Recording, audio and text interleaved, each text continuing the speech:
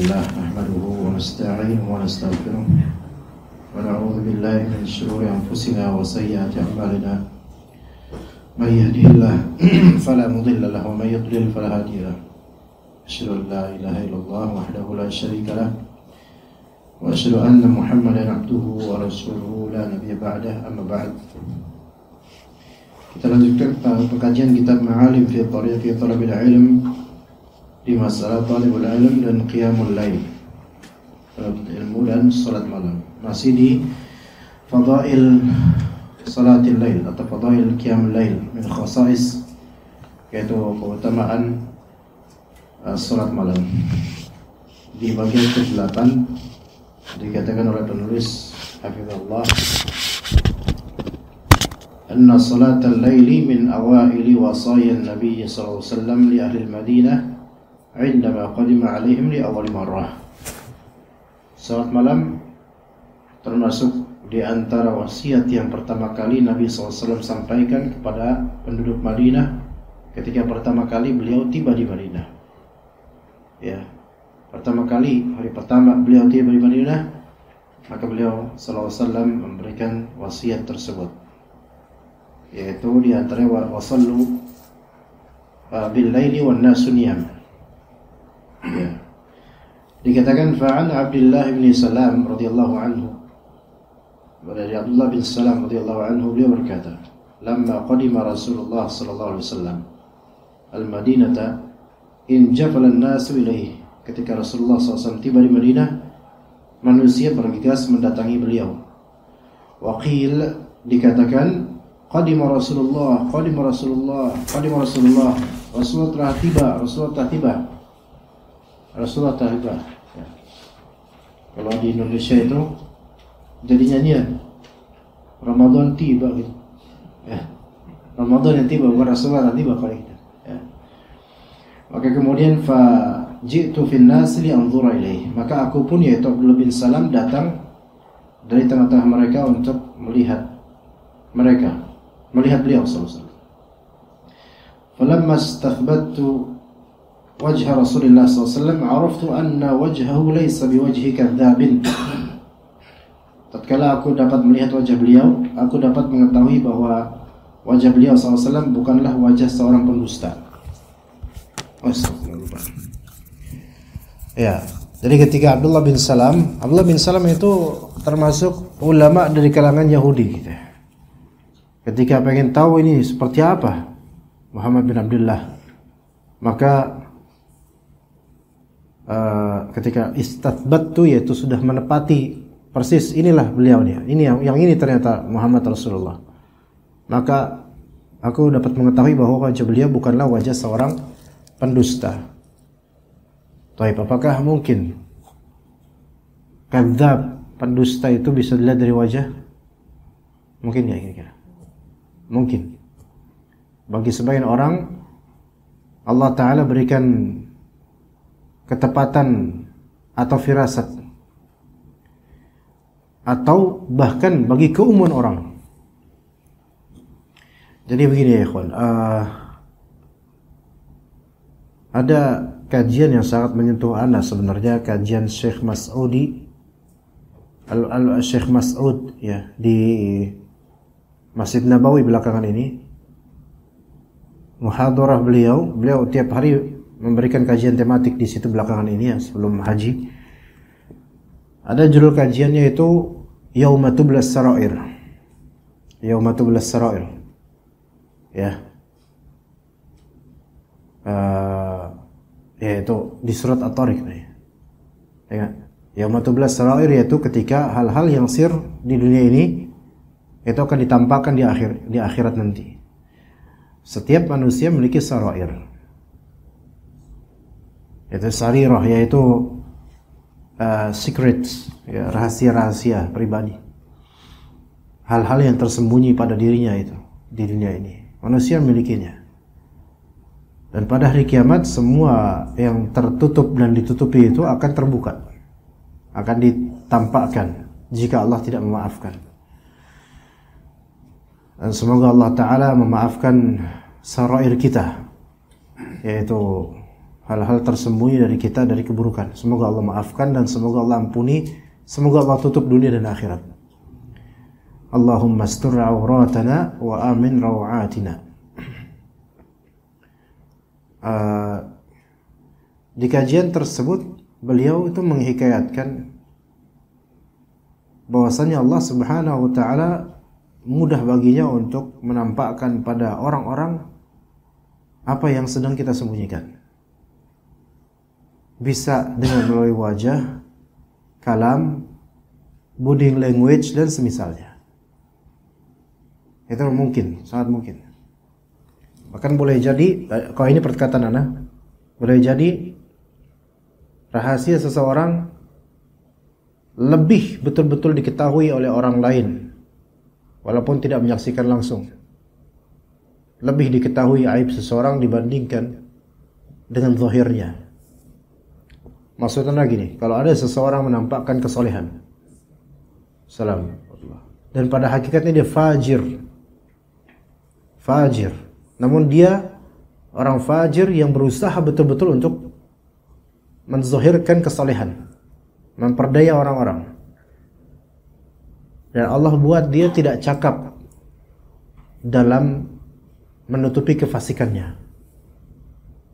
Maka pakaian kesolehan yang dia lakukan itu tidak digubris oleh banyak dari hamba Allah, karena apa yang tercermin di lidahnya itu membuktikan hakikat dia, dan apa yang terlukis di lisannya itu melucuti pakaiannya sendiri, gitu loh.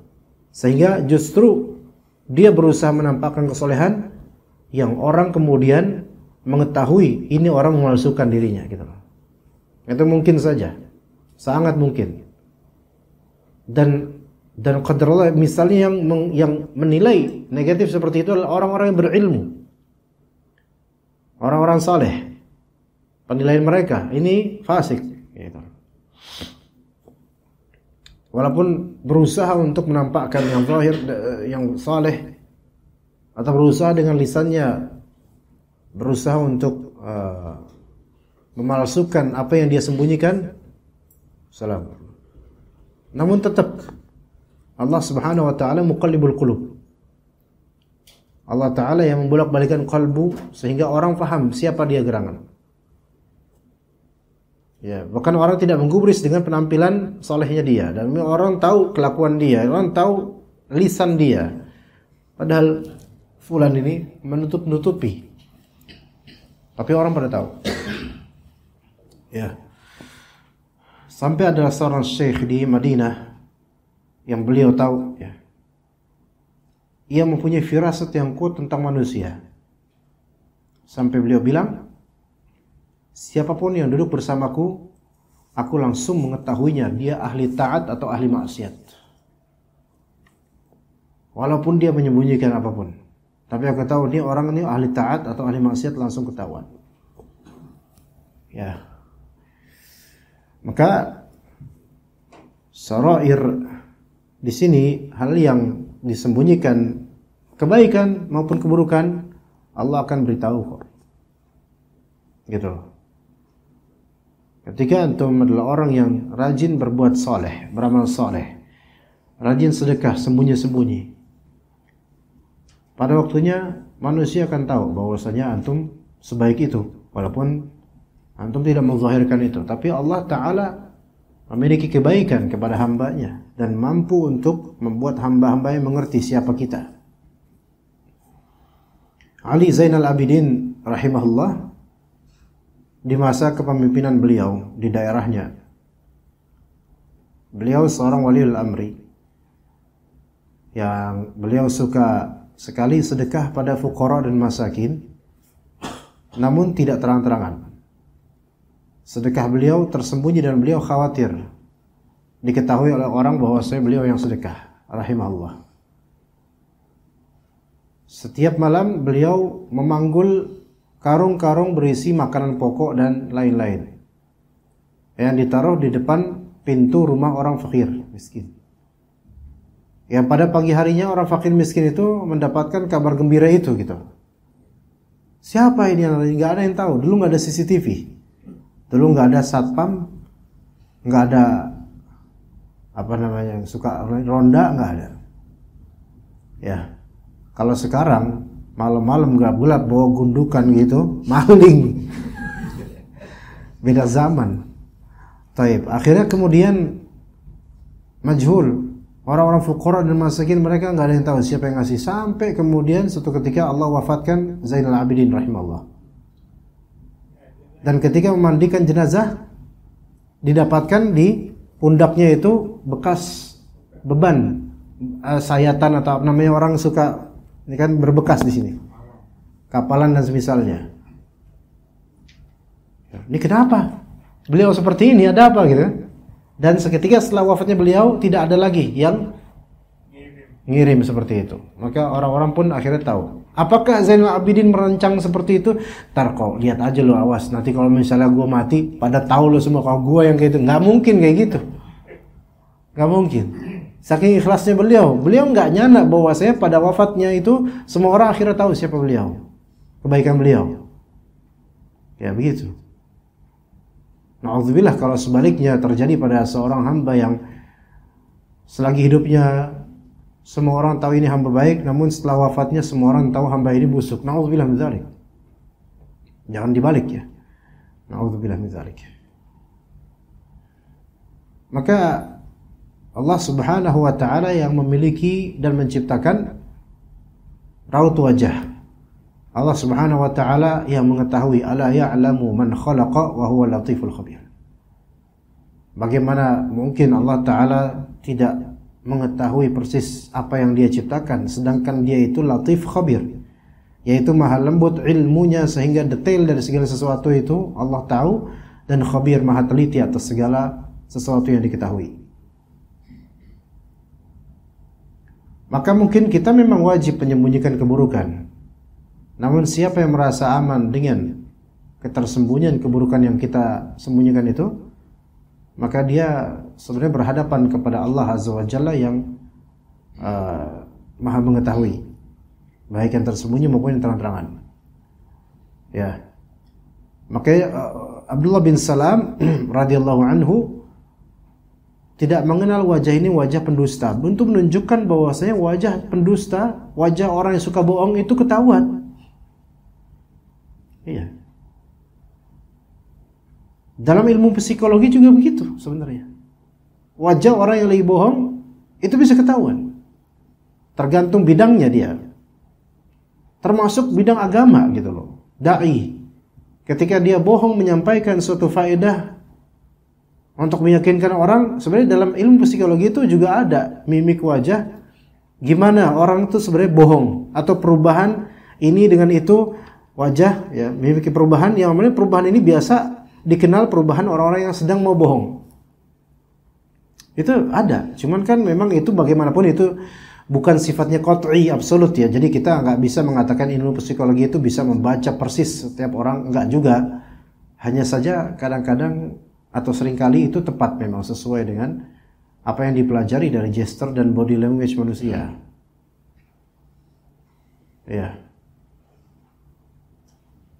Dan wajah seseorang bahkan di alam barzakh, wajah yang mendatangkan kebaikan atau keburukan itu juga ketahuan. Sebagaimana setiap dari orang yang setelah ditanya oleh malaikat, itu dia akan didatangkan padanya amalan dia yang berbentuk makhluk manusia, berbentuk seperti orang. Jika itu amalan soleh, maka dia katakan, siapa kamu? Wajahmu mendatangkan kebaikan, wajahmu seperti wajah baik itu. Aku adalah amalan solehmu, katanya. Kalau orang ini fasik, fajir atau kafir, siapa engkau? Wajahmu seperti wajah yang mendatangkan kesialan gitu.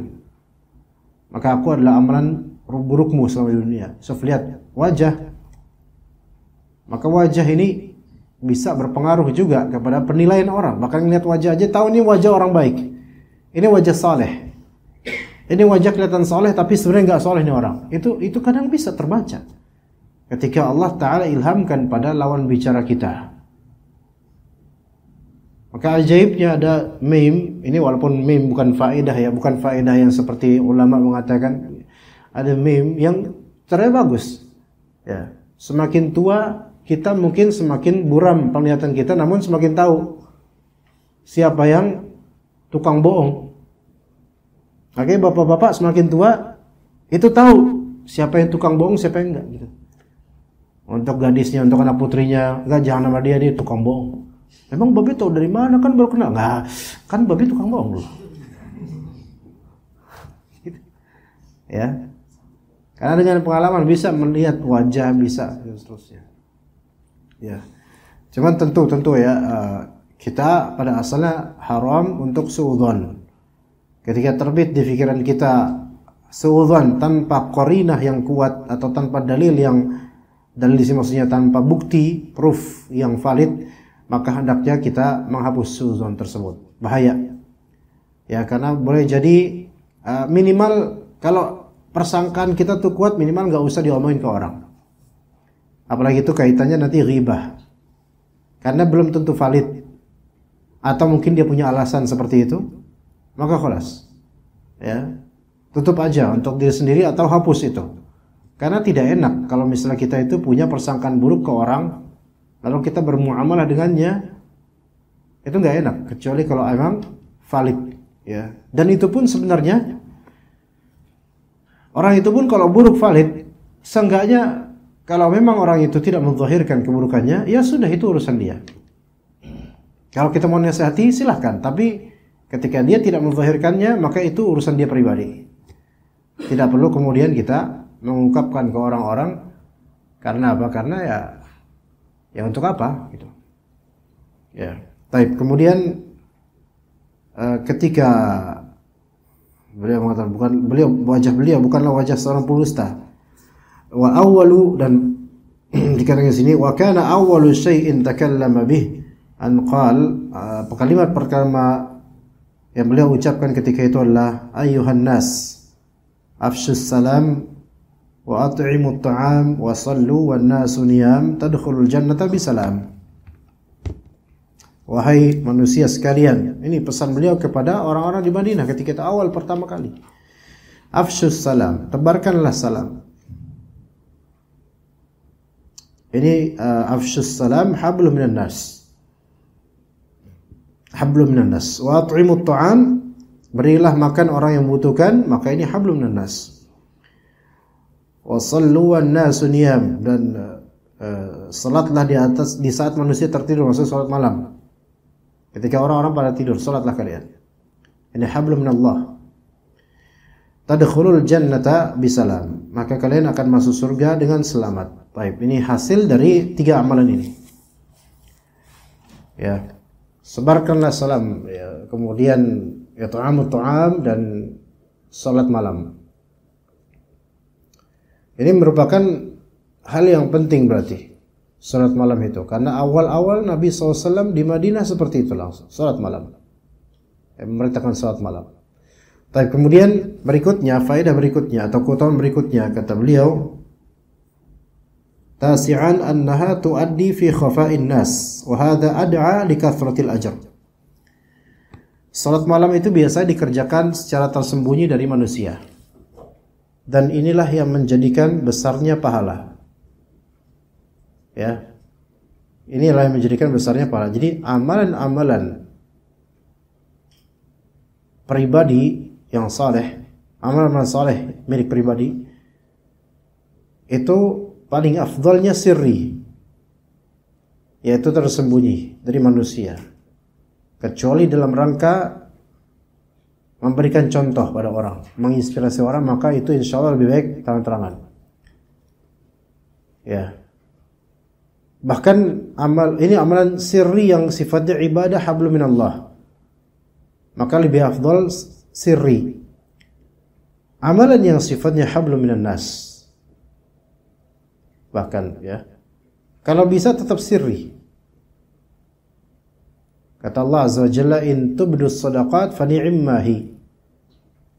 Jika kalian menzahirkan, menampilkan sedekah kalian, maka itu bagus, oke. Enggak batal sedekahnya selama tidak riya. Namun wa in tukhfuha wa tu'tuhal fuqara, kalau misalnya kalian menyembunyikan sedekah tersebut dan kalian berikan kepada orang fakir secara sembunyi-sembunyi, itu lebih baik buat kalian. Kalau ditanya mana yang lebih afdal, sedekah sirri atau sedekah jahri? Pada asalnya sedekah sirri lebih afdal. Pada asalnya, namun kadang-kadang sedekah jahri lebih afdal di beberapa konteks. Nah, maka salat malam termasuk amalan yang biasanya fi khafa'in nas, tersembunyi dari pandangan manusia. Dan ternyata seseorang ketika mentraining dirinya untuk melakukan amalan yang tersembunyi, maka dia akan terbiasa dengan itu dan dia akan merasa malu jika amalannya ketahuan, atau malu jika beramal terang-terangan. Malu di sini karena apa? Karena terbiasa sirri. Dan malu di sini juga karena khawatir batalnya amalan. Ini tanda-tanda iman. Ya. Maka amalan sirri ini penting. Dan setiap dari kita itu harus punya amalan sirri yang saleh, yang semoga itulah dengan izin Allah yang bisa menyelamatkan kita dari azab Allah Azza wa Jalla. Amalan sirri ini yaitu yang tidak dia ceritakan ke siapapun nanti. Hatta ke istrinya enggak dia cerita, ke orang tuanya enggak dia cerita. Namun ketahuilah, semakin banyak kita beramal saleh secara sirri dan tidak cerita pada siapapun, hanya Allah yang tahu, maka Allah Ta'ala akan menjadikan hablum minan nas kita bagus. Urusan kita dengan orang itu baik, dan orang akan mencintai kita. Bukan karena kita merayu mereka untuk mencintai kita, tetapi karena Allah pemilik hati mereka. Ya. Maka dikatakan oleh Rasulullah SAW, salatul rajuli tatawwu'an haitsu la yarahu an-nas ta'dilu salatahu ala a'yunin nasi 25.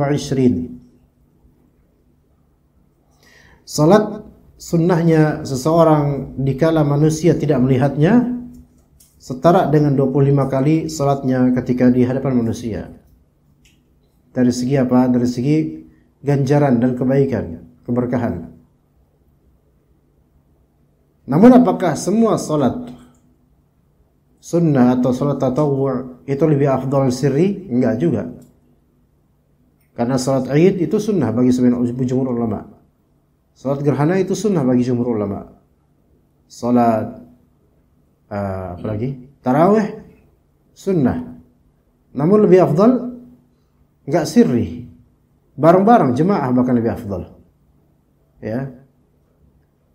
Maka ini salat mutlak atau salat-salat yang kalau bisa sirri, yaitu selain dari salat-salat yang disebutkan tadi. Terutama qiyamul lail.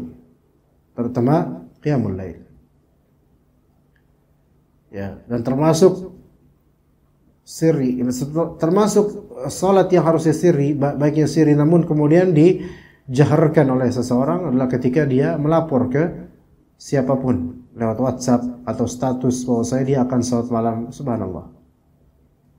Bahkan mungkin dia tidak bermaksud untuk, bahkan mungkin lafalnya bukan mengabarkan mau salat malam, tetapi misal sengaja membuat status di Facebook atau WhatsApp di jam 2 atau jam 3. Walaupun lafalnya bukan lafal mengklaim diri lagi salat, mungkin faedah, dia tulis faedah, tapi dengan adanya niatan supaya orang tahu di jam segini saya udah bangun, pasti qiyamul lail.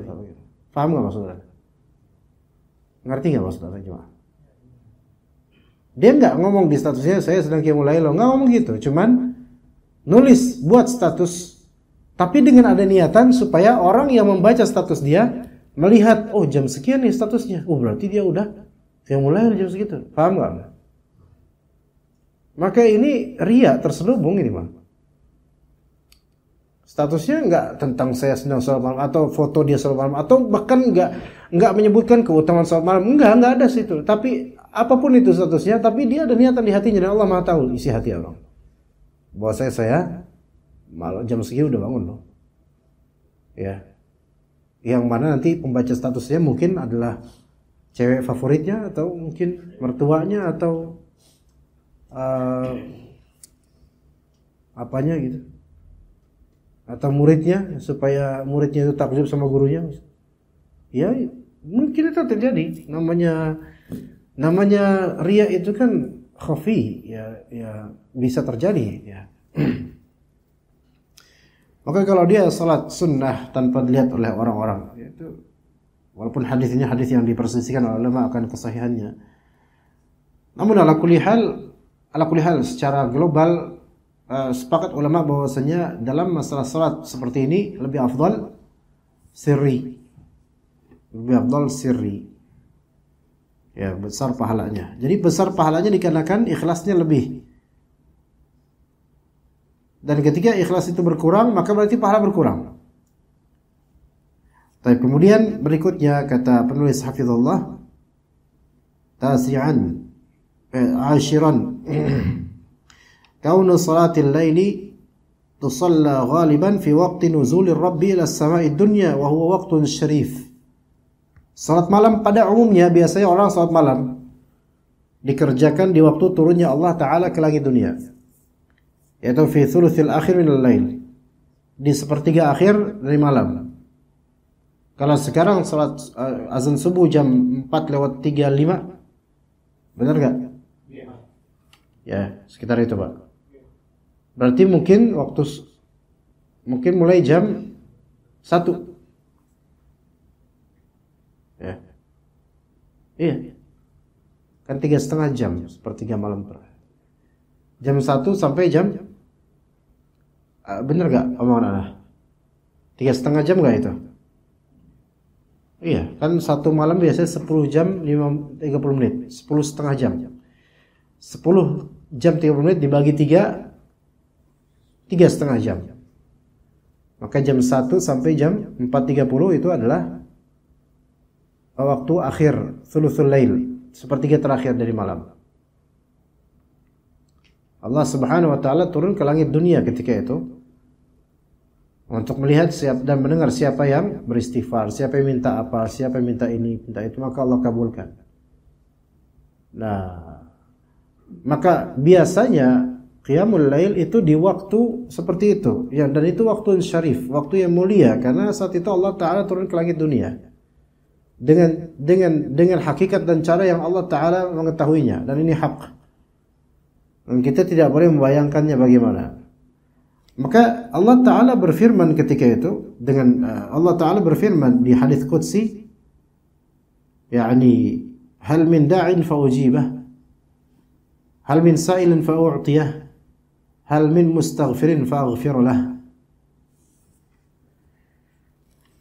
Adakah orang yang berdoa maka aku akan mengabulkan doanya? Jadi hal min da'in, pendoa, apakah ada yang berdoa? Fa ujibah. Fa di sini seperti hatta yang menunjukkan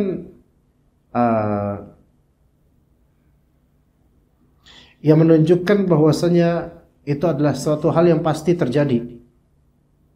Seperti fi'il syarat dan ada masyrut. Ada ini maka ada itu. Ada yang doa maka pasti ada yang ngabulin. Jadi hal min da'in fa ujibah, apakah ada yang doa sehingga aku akan lebih baik, apakah adakah orang yang berdoa sehingga aku akan mengabulkan doanya? Jadi absolutely dikabulkan gitu loh. Fa ujibah ijabah da'wah, ijabatu du'a. Ud'uni astajib lakum. Di ayat ud'uni astajib lakum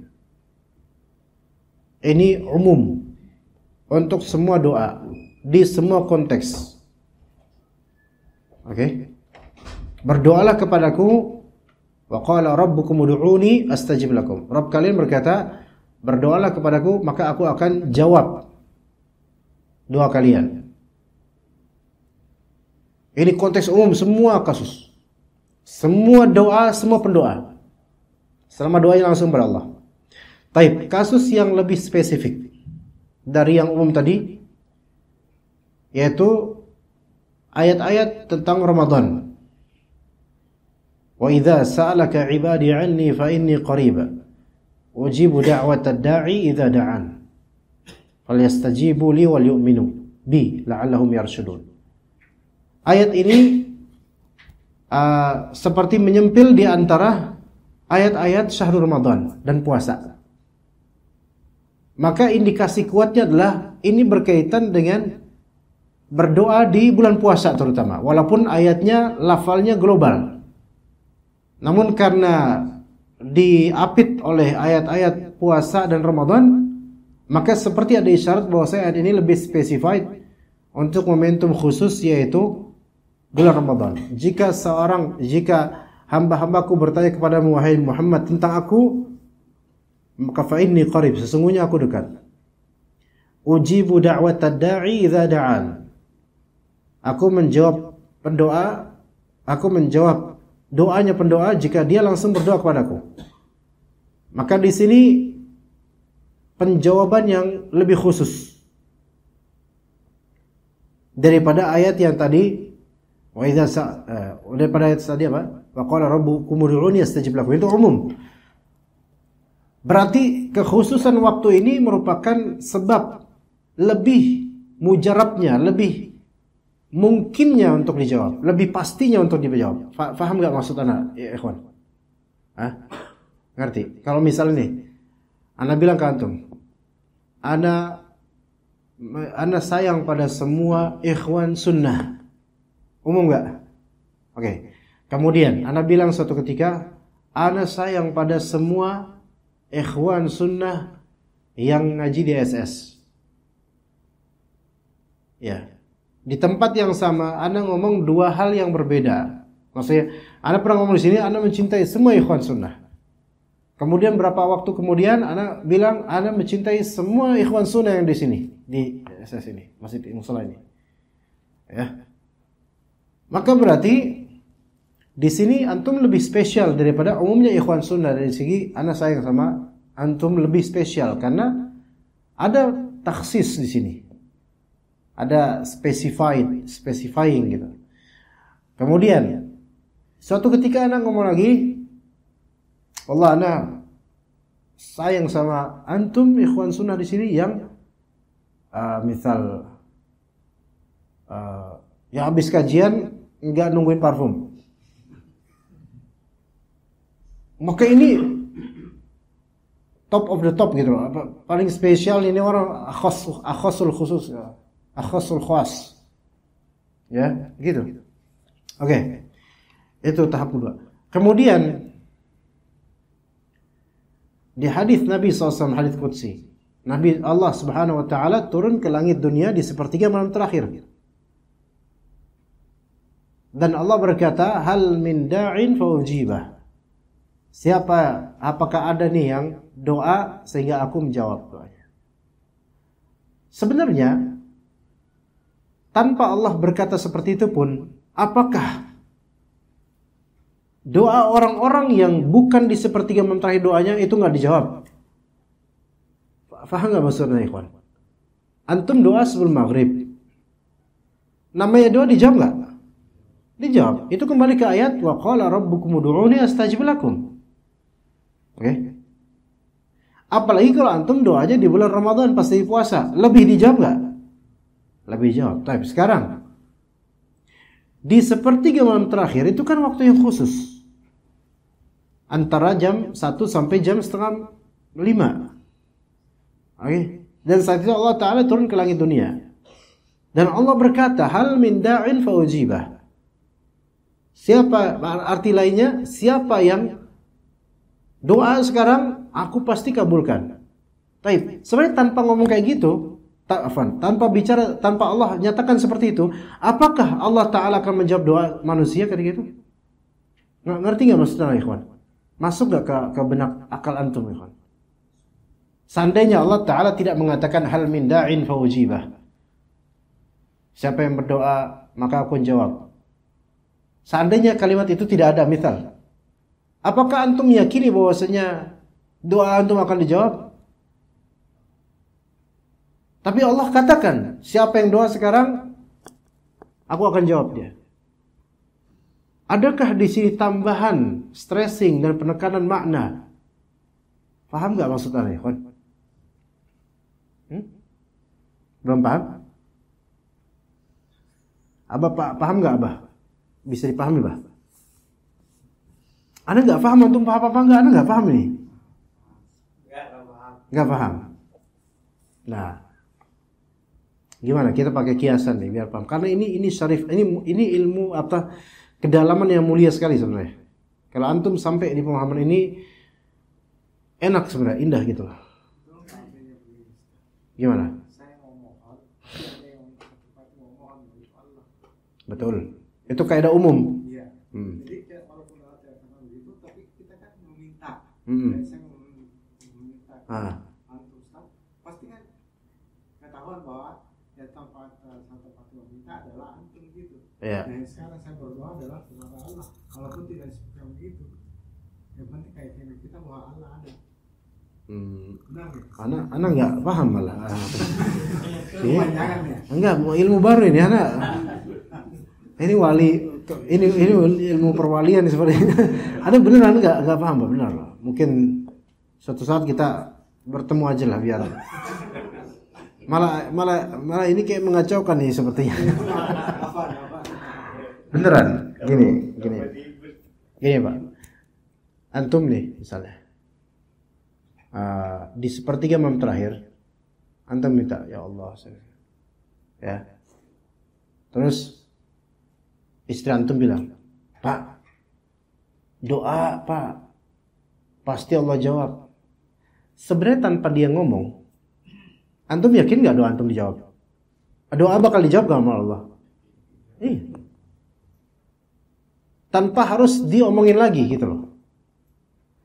Manusia sama kita aja, antum udah tahu ini begini, tapi antum ngomongin lagi, berarti kan ada tambahan maksud gitu loh. Paham gak?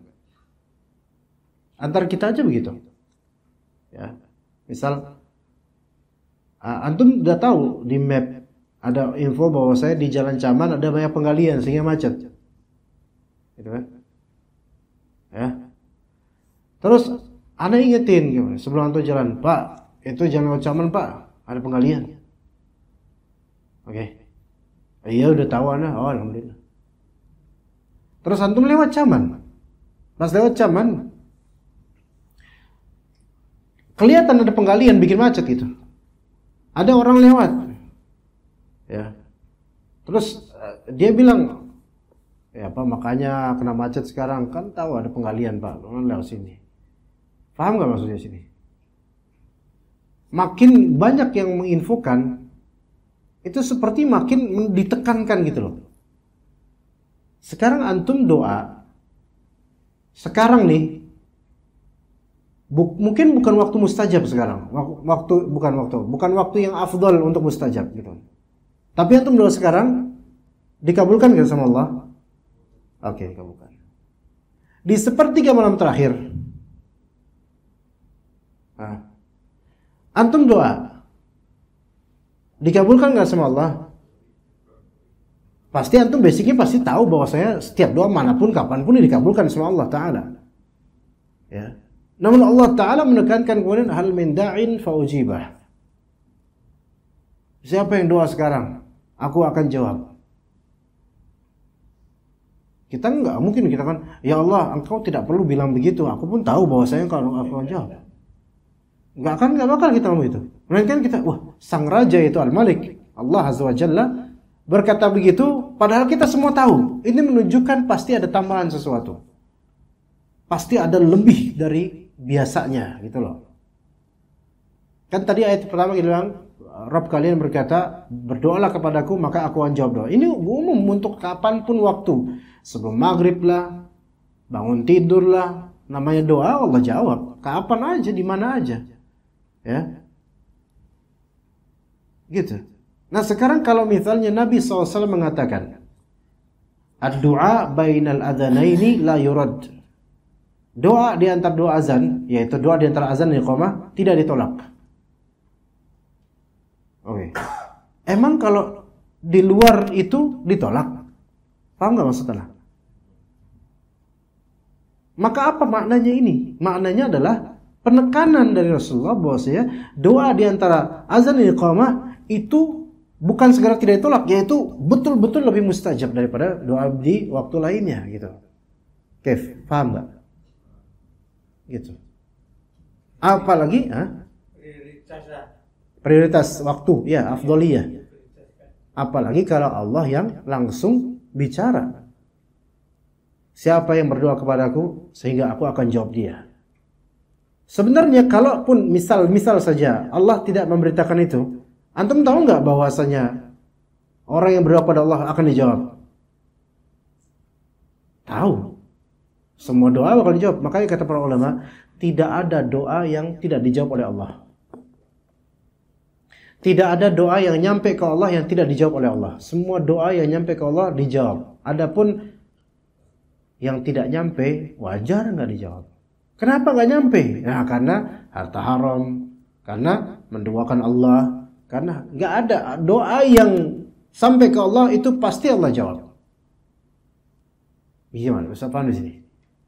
Namun kekuatan untuk da'i, yaitu da'i faktor yang menguatkan untuk dijawab, ikhtiar kita di waktu tertentu dengan kekhusyuan hati dan seterusnya. Maka doa di sepertiga malam terakhir itu lebih mustajab. Wah, enggak secepat pekan lalu, Pak. Mungkin terlalu khusyuk ya. Ini yang ada tekankan di sini kenapa ya, kawan? Karena kita jangan menyanyikan kalimat hadits qudsi ini, yaitu hal min da'in faujibah, seolah-olah enggak ada tambahan makna gitu. Oh ya saya tahu kok bakal dijawab. Ya akhi, kita doa kapanpun dijawab. Namun kenapa Allah Ta'ala mengatakan itu di sepertiga malam terakhir? Berarti itu betul-betul waktu yang sangat-sangat mustajab gitu loh. Kemudian juga kalimat berikutnya, adakah orang yang meminta maka aku akan memberinya? Adakah orang yang memohon ampun maka aku akan mengampuninya? Antum istighfar sebelum maghrib, istighfar pas bangun tidur, istighfar kapanpun, Allah Ta'ala akan ampuni gak? Kalau antum istighfar benar, pasti ampuni insyaAllah. Kalau antum benar istighfarnya di waktu kapanpun. Tapi kenapa Allah katakan adakah orang yang memohon ampun istighfar di saat ini sehingga aku mengampuni? Berarti ada spesialnya orang istighfar orang saat itu, ada spesialnya doa orang saat itu, ada spesialnya permintaan orang saat itu. Yang mana kespesialan ini tidak didapatkan pada waktu-waktu lain. Artinya dorongan untuk terjawabnya doa ini lebih luar biasa di ketika itu. Yang mana diremehkan oleh banyak orang. Dan ini hikmahnya mengapa Allah Azza wa Jalla mentakdirkan kebanyakan orang tuh tidur pada saat itu dan enggak ngeh akan turunnya Allah ke langit dunia. Karena apa? Karena memang itu waktu spesial gitu loh. Yang Allah enggak membagikan itu pada keumuman orang. Maka barang siapa yang diberikan taufik untuk rajin salat malam, mendapatkan istri yang membangunkan atau mudah dibangunkan untuk salat malam, berarti itu nikmat yang besar ya ikhwan. Dan kalau misalnya ternyata antum bersuami atau antum beristri, suami istri ini tidak saling support untuk sholat malam, maka ini ada sesuatu. Ya, nggak ada progres berarti. Ya subhanallah. Ya, dan kurang memberikan value kepada sepertiga malam terakhir. Jadi sholat malam pada umumnya dikerjakan di waktu tersebut. Maka hargailah dengan seharga-harganya waktu tersebut. Walaupun 5 menit terakhir atau 10 menit terakhir mepet, sholatlah.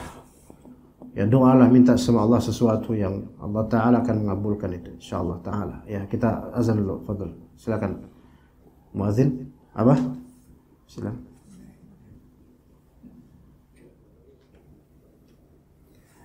Taib, dikatakan kemudian oleh al-katib atau muallif yaitu Syekh Abdul Aziz As-Sadhan rahimahullah, 11 annaha sababun fi raf'id darajat. Salat malam merupakan sebab diangkatnya derajat. Wa dalilu dzalika haditsu Muadz radhiyallahu ta'ala anhu. Dalilnya adalah hadis riwayat Muadz bin Jabal, yaitu dikatakan kepada Nabi sallallahu alaihi wasallam, wa mad darajat, apa itu derajat-derajat, apa yang dimaksud dengan mengangkat derajat itu? Maka Nabi sallallahu alaihi wasallam berkata, it'amut ta'am wa linul kalam was salatu bil laili wan nasu niyam. Itu hal-hal yang dapat meninggikan derajat seseorang. It'amut ta'am, memberi makan orang yang membutuhkan. Ini versi tafsiran, ya, tafsiran hadis.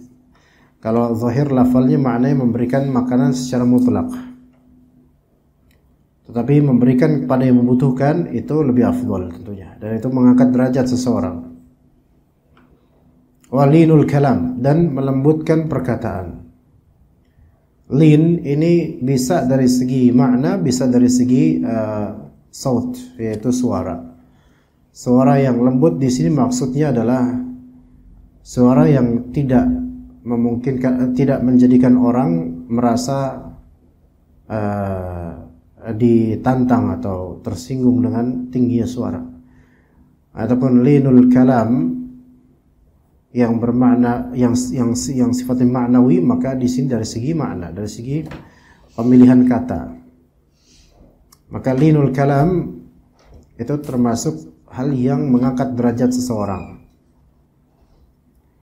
Hanya saja untuk masalah saut dan suara ada dalil yang menjadi bukti bahwasanya sebagian orang diberi uzur.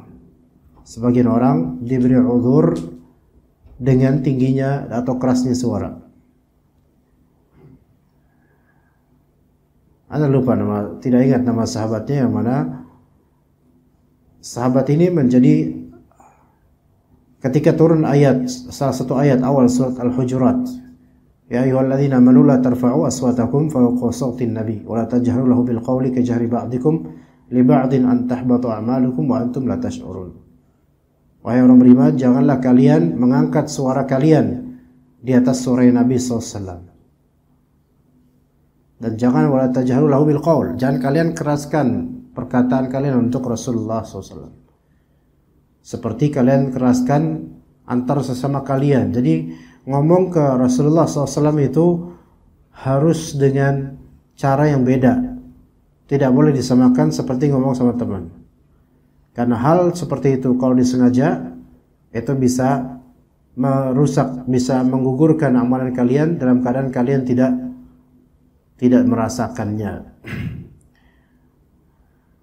Namun kemudian seorang sahabat dia akhirnya menangis dan mengurung diri karena menduga bahwa ayat itu turun tentang dia.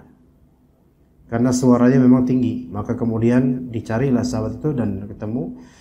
Maka Rasulullah bilang, adapun engkau adalah penghuni surga. Ini maksudnya adalah Rasulullah SAW memaklumi seorang sahabat yang memiliki suara tinggi atau keras karena memang karakter aslinya begitu, mungkin sukunya atau semisalnya. Maka yang seperti ini bisa dimaklumi, diberi uzur.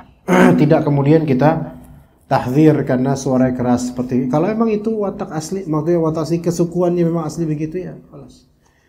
Cuman tentu suara tinggi itu beda dengan mudah marah. Kalau mudah marah, temperamental, ini diatur dalam Islam, la taghdab. Wahai Rasulullah, berikanlah saya satu nasihat, ya, yang mana itu yang berkaitan dengan dirinya gitu. Maka kata Nabi SAW, la taghdab, janganlah engkau marah. Ya, beda antara kerasnya suara yang memang itu dari lahirnya gitu, dari cetakan asli gitu. Marah temperamental itu mungkin juga cetakan awalnya begitu, tapi marah ini masuk ke dalam suatu perbuatan yang bisa saja dalam syariat. Artinya tidak boleh seseorang beralasan saya memang karakter gini untuk mengamini temperamentalnya dia. Sementara seseorang masih diberi uzur dengan zat suaranya yang tinggi karena memang dari sananya. Selama dia tidak dalam keadaan marah. Nah, Anda rasakan ikhwan, Anda itu ikut daurah. Misal, Anda pernah ikut tahun sebelum pandemi. Sebelum pandemi pokoknya. Anda ikut daurah di One Piece yang Bukhari Solo. Ya. Diundang para asatidz banyak. Dan selang beberapa hari kemudian diadakan daurah juga di Masjid Ad-Darda Pekanbaru, Sumatera. Ana hadiri kedua daurah tersebut di waktu berbeda ya. Kalau di Solo itu Syekh Ibrahim Ruhaili, hafizahullah. Ya, ana hadiri. Asatidzah yang hadir itu nasional ya, tapi lebih dominan asatidzah Pulau Jawa. Makanya lebih banyak kenalan di situ gitu. Taib. Kemudian anak ke Abu Darda, ke Pekanbaru. Itu mungkin pertama kalinya anak ke sana. Dan kita nginep di hotel. Kemudian ternyata yang dai sunnah yang ke sana itu dominannya dai Sumatera. Yang dari Jawa sedikit sekali. Karena mungkin udah letih ya, baru daurah di Solo, kemudian ini kan banyak jadwal yang kemudian ini jadinya tertutup gitu. Maka rata-rata dai Sumatera. Anak ke lift kemudian ya ketemu dai sunnah dari Sumatera. Karena sampai giling-giling dengan sikap mereka gitu loh. Kayak orang India. Ya, maksudnya antum dalam hati aja gitu lah. Sampai anak kan ketika itu mungkin itu pertama kali anak ke Sumatera. Udah, wahyu jangan keluar antum. Orang Padang beliau. Itu maksudnya mereka ya salaman, bicara, cuman kok kayak gini bicaranya mana gitu loh. Gimana ya? Mereka enggak marah, cuman kok sombong sekali ini orang gitu. Ini ustaz kok sombong ya gitu. Apa kesannya gitu, kesannya bukan enggak maksud itu, Allah enggak maksud gitu.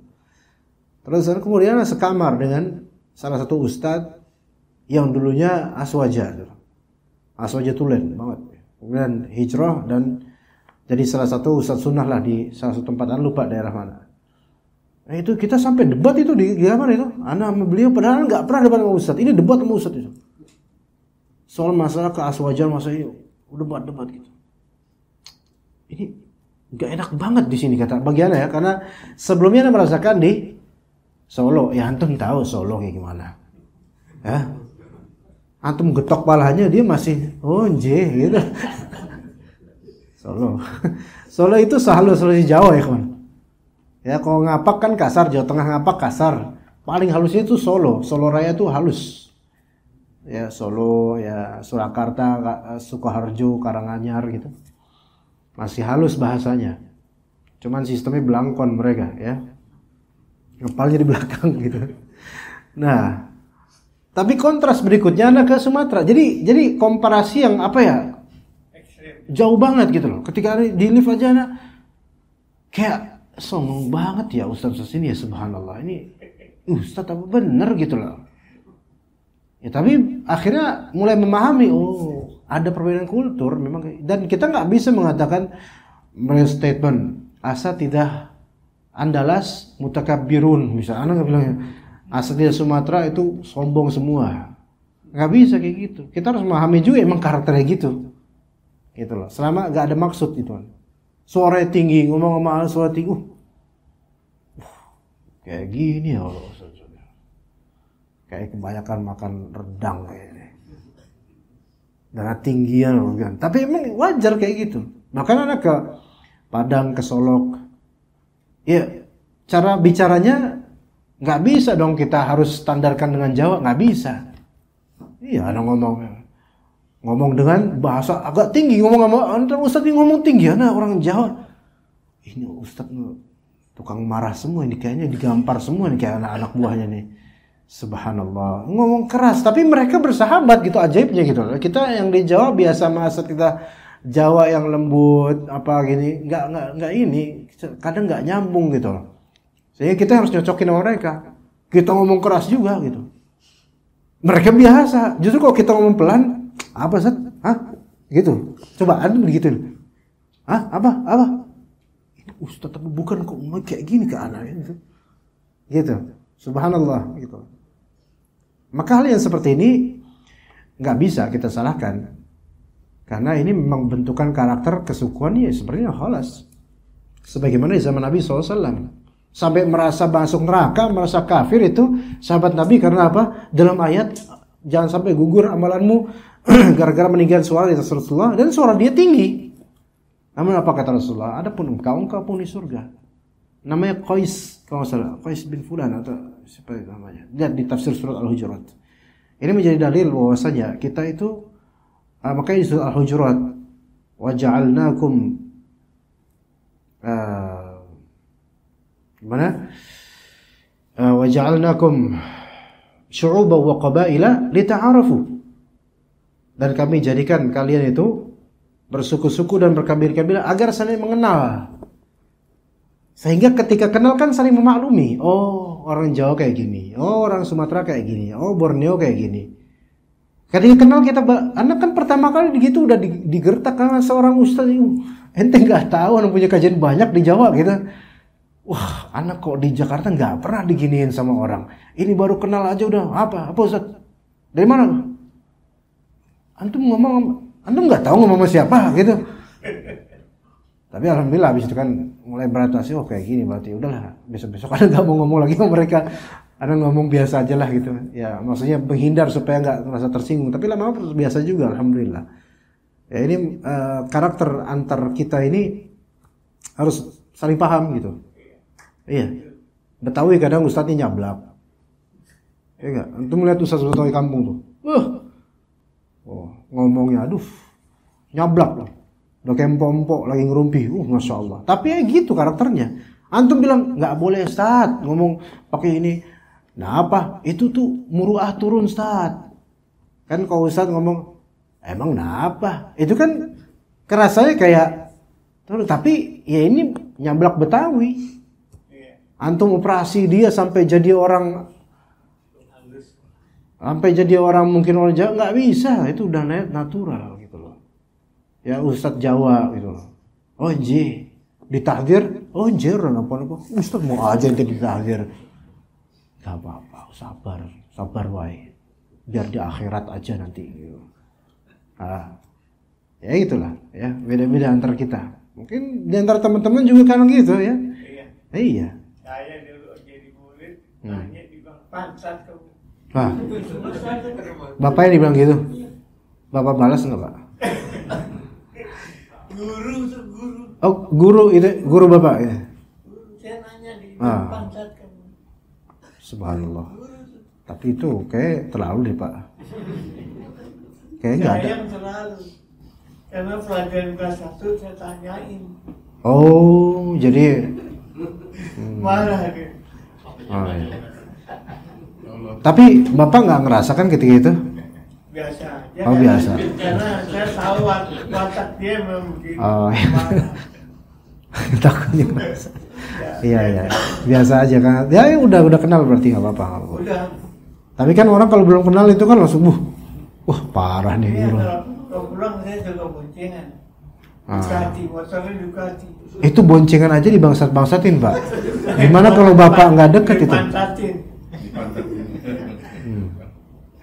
Karena saya waktu itu udah bisa bantu dia periksa pekerjaan anak kelas 1. Jadi pulang boncengan. Tapi masih dibangsatin gitu. Itu udah lama berlalu. Oh alhamdulillah. Iya alhamdulillah. Udah mulai deket jadi nggak digituin lagi Pak ya, alhamdulillah. Semoga Allah. Nasrani atau Muslim? Nasrani. Ya udah. Tadi hampir aja doain semoga Allah rahmati beliau, tapi udah biar urusannya sama akhirat aja Pak. Ya, mungkin cukup sekian lah.